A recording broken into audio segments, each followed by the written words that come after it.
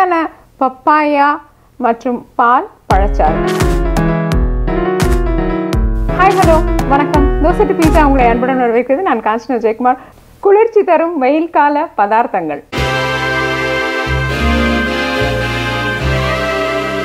இந்த பப்பாளி பழத்துல நிறையவே நல்ல நற்குணங்கள் நிறைய இருக்குது. உடலுக்கு நிறைய வைட்டமின் ஏ சத்து, சி சத்து மற்றும் நிறைய சத்துக்கள் இருக்குது.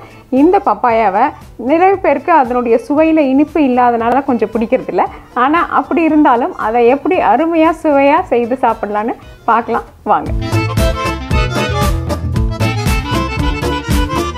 இந்த பப்பாளி பழச்சாறு ஒன்றுமே இல்லை, நொடியில் தயார் பண்ணிடலாம். உங்களுடைய மிக்சர் ஜார்களை தயாராக எடுத்து வச்சு அந்த மிக்சர் ஜாருக்குள்ளே பப்பாளி பழம், வாழைப்பழம், 2 மேஜை கரண்டி பனை சர்க்கரை, 1 டம்ளர் பால். இப்போ இதை மூடி அரைச்சிடலாம்.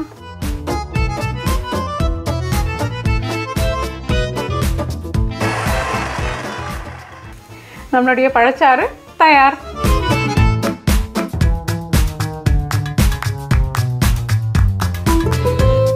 இந்த அருமையான பப்பாளி பழம் பழச்சாறு பாலோட செய்கிறது எப்படி பார்த்துனீங்க இல்லையா? இது என்னென்னா வாழைப்பழம் ஏன் சேர்க்குறோம் அப்படின்னு நீங்கள் கேட்கலாம். வாழைப்பழம் அதற்கு ஒரு நல்ல ஒரு மென்மை தன்மையை கொடுக்கும் இந்த சாருக்கு. அதனால தான் நம்ம வாழைப்பழம் சேர்க்குறோம். வேண்டாதவங்க இதை வாழைப்பழத்தை தவிர்த்துட்டு செய்யலாம். நீங்கள் இதை செய்யும்பொழுது இந்த தோல் இருக்கு இல்லைங்களா, இந்த தோலை தூக்கி போட்டுடாதீங்க. இந்த தோலை மெதுவாக இப்படி மடக்கி உங்களுடைய முகத்தின் மேல் தோல் மேலே இதை லேசாக ஒரு தடவிட்டு ஒரு 5 நிமிஷம் 10 நிமிஷம் கழித்து நீங்கள் முகத்தை கழுவிக்கிட்டீங்கன்னா என்ன ஆகும்னா, உங்களுடைய முகம் வெயிலினால் ஏற்பட்ட வாட்டம் மற்றும் சோர்வினால் ஏற்பட்ட வாட்டத்திலிருந்து விடுபட்டு நல்ல பளிச்சுன்னு இருக்கும். தோசை டு பீட்சா என்றென்றும் உங்கள் நாவிற்கும் வயிற்றிற்கும் நல்லதொரு சுவை. இந்த வீடியோ உங்களுக்கு பிடிச்சிருந்தா லைக் ப்ரெஸ் பண்ணுங்கள். தோசை பீஸாக்கு மறக்காமல் சப்ஸ்கிரைப் பண்ணுங்கள். இந்த சப்ஸ்கிரிப்ஷன் முற்றிலும் இலவசம். மற்றும் உங்களுடைய பிரிண்டபிள் ரெசிபீஸ்க்கு dosa2pizza.com விஜயம் செய்யுங்கள். நன்றி, வணக்கம்.